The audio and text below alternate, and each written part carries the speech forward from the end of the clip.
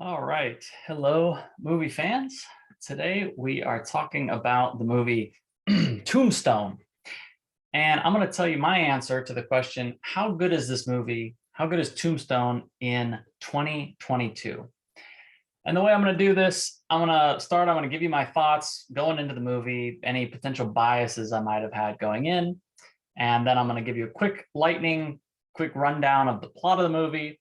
I'm going to say a few things I liked and didn't like about the movie. And then finally, I'll give you my final answer to how I feel like it ranks today and whether it's really a top 1,000 movie or not, in my opinion.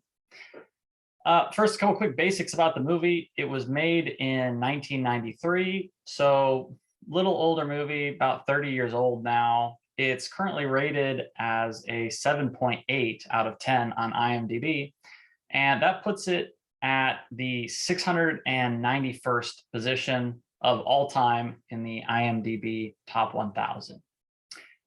So before I went into this movie, I didn't really have a lot of thoughts. Didn't really know much about it. I don't think I'd ever even heard about it.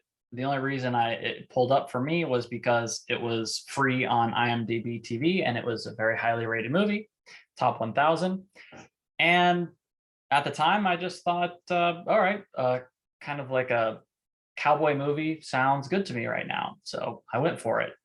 And all I did, I think, was just look at the description, which basically said that there's like a kind of a cowboy outlaw gang going around, and there's some kind of like lawmen that are going to have a little bit of a clash.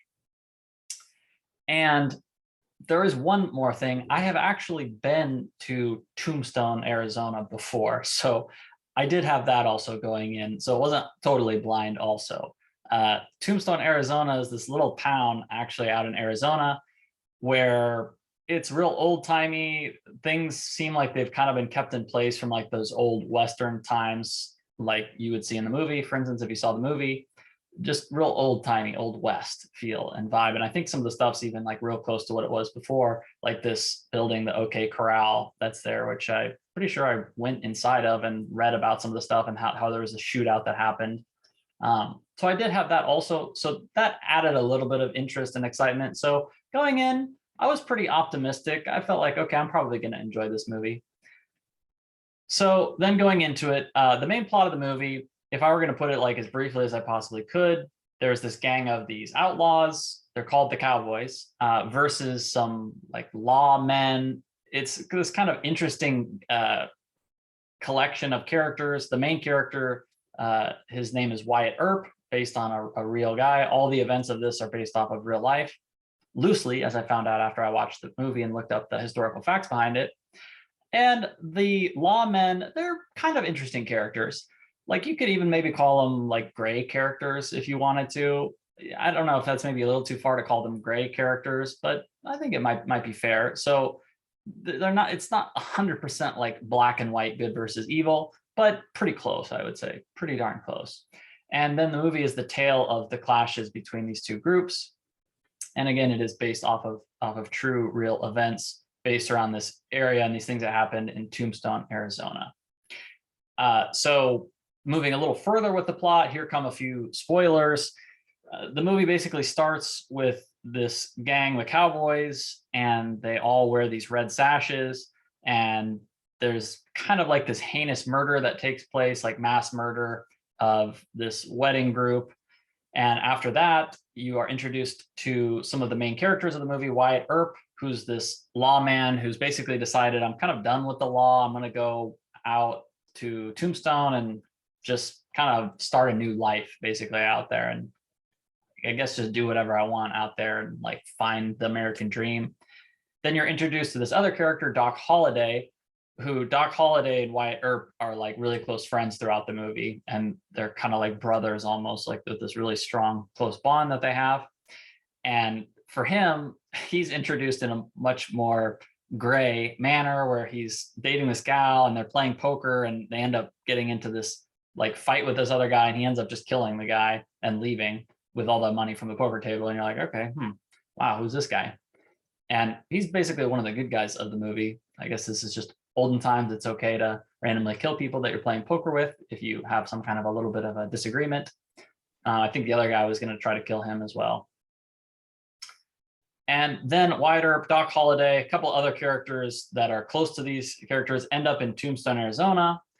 And then the Cowboys are basically running amok. They're killing everybody. They're just doing all kinds of crime and shootings and whatever they want to. They're kind of like running the town as this band of outlaws. And then Wyatt Earp, he keeps getting kind of pulled into becoming a lawman again, becoming like a police officer essentially of the town. But he's like, no, I'm not going to do it. Not going to do it. Not going to do it. Finally, the main, I'm just going to keep calling them lawmen. The main lawman of the town ends up sort of getting into it with one of the cowboys, but not really. The cowboy was basically like intoxicated and ends up sort of accidentally killing the guy. Like he just kills him, and it's kind of up to you whether it was like intentional or not, but he was really intoxicated. So it seemed like it was almost kind of an accident. And when that happens, then eventually a series of events happen, and Wyatt Earp and all these characters that are all sort of know each other and all connected to each other, some family members, they all basically start becoming lawmen again. And then their mission is to kind of bring peace and order to the town. And that's pretty challenging to do because the Cowboys don't want that, and they end up clashing with them. And after they clash, people on both sides end up dying. There's this, I'm going to say big shootout that happens just because that's just how this is portrayed, which I'm going to go ahead and get into one of my thoughts about the movie. One of the things about the movie is it's based around the shootout at the OK Corral that happened between these two groups. And when I was in Tombstone, Arizona, this was a big part of it is, oh my gosh, there was the shootout that happened here, the shootout at the OK Corral. And when I was in Tombstone, I was like trying to imagine this, like, wow, this must have been some like crazy, insane thing that happened, like just absolutely like bonkers event that was this giant, massive, crazy shootout. And then whenever it happened in the movie, it was just like, it was like maybe four guys against four guys, and they were mostly just missing each other. And then finally, like one of them died, I think, and like one or two got shot. And when it was over, I was like, that's it. That's the shootout at the OK Corral. I mean, that's barely even worth noticing compared to all these other movies out nowadays. I mean, when you look at the action scenes of most movies, this is like a total nothing burger. It's like barely anything happened, barely any action. It was okay. Again, I guess like back in that time, for that time, it would have been a pretty epic shootout, but that one to me did not really age very well. And I was pretty surprised because I was expecting a lot more from the big shootout scene whenever that happened. So there's this big shootout that happens at the OK Corral. One of the cowboys dies, and ultimately Wyatt Earp and all of his gang are the good guys, pretty much good guys, a little gray, like I said.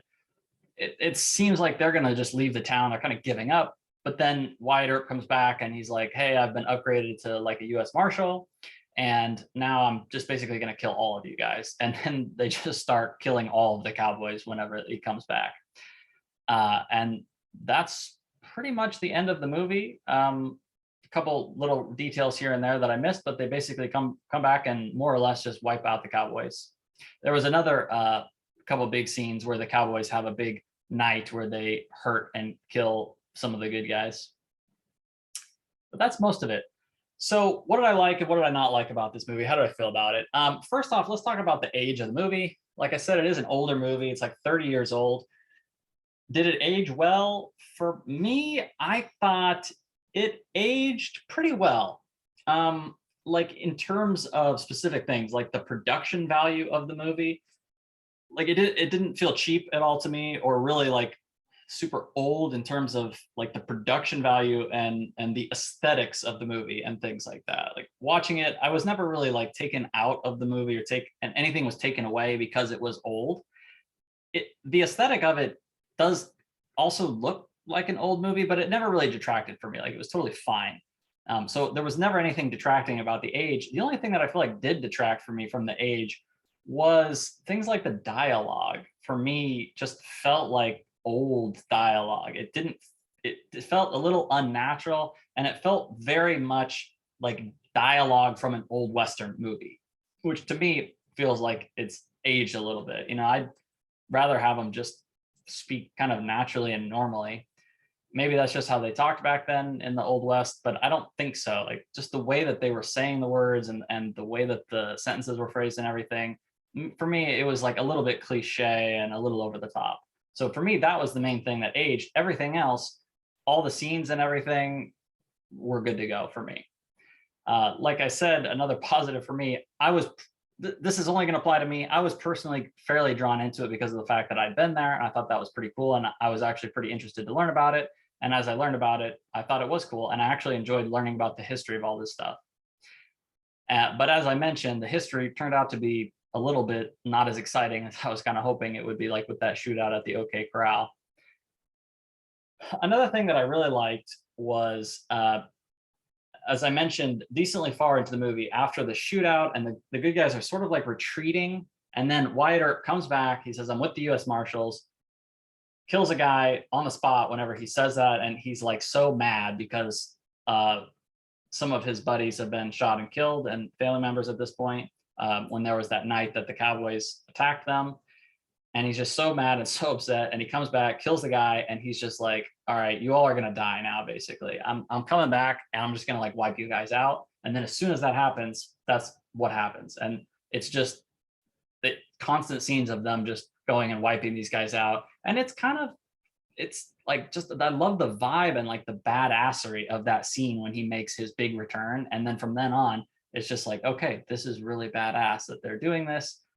Yeah, maybe it's a little questionable ethically because they're killing all these people, but well, that's movies for you. Good guys versus bad guys. The good guys get to kill the bad guys. And in this fashion, it felt kind of badass the way that they were doing it and how the scenes were played out, and like this big revenge moment where they're not only are the good guys going to win, but they're doing it in kind of an epic fashion. And just the way that they do it and the attitudes of these guys, especially Wyatt Earp, I would say. On that note, the main character, Wyatt Earp, to me was like not that interesting. Like I didn't, aside from those specific parts, like I just described, most of the movie, I didn't find him to really be very interesting of a character. I didn't really find his acting to be anything special. He just really wasn't interesting to me. I had like no connection with this character.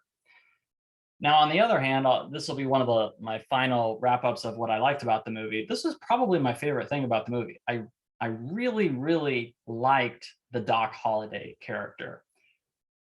Doc Holliday was this truly gray character, I would say, where he's on the good guys team. He's friends with Wyatt Earp. They're like this BFFs, basically. Wyatt Earp is more of this career lawman, but Doc Holliday's more of like a kind of a wild card. And one of the things about Doc Holliday was he had this disease, if I remember right, I think it was tuberculosis, and he was pretty sick, and he was always like coughing. They called him a lunger in the movie. I actually learned a little bit about that also. And back then, infectious diseases were kind of running rampant, and this was a lot more common that people would have horrible infectious diseases that they would suffer from. And he died at a very young age. So, and when I looked up the historical facts about the movie, supposedly that's part of why Doc Holliday was the way he was because he pretty much knew he wasn't going to be around for very long. He knew he was going to die, and he was pretty sick. So he was just kind of like, F it, I guess. Like, I'm going to kind of do whatever I want. If I want to be a bad guy, I'll be a bad guy. If I want to be a good guy, I'll be a good guy. With Wyatt Earp, he was mostly a good guy, but at the same time, he was kind of a bad guy. He was this interesting kind of like wild card character who just kind of did whatever he wanted. He was kind of hard to get a read on exactly if he was good or bad or like what he was really like. And I thought he was played super well. Like the way that he was played with how he was sick and the way that they did his sickness, and he was always like sweating. He was always just covered with like these beads of sweat, kind of pale with some like redness around his eyes and stuff. He was always coughing, and he would have all of his coughing fits all the time throughout the movie. I thought it was just like perfect. On the one hand, you've got Wyatt Earp, who's like just bland. He just says his lines. To me, there was almost no emotion or anything in the lines he says. They're just so standard. Like, okay, I'm going to do this. I'm going to become a lawman. I'm going to take the Cowboys out. You're going to die, Cowboys.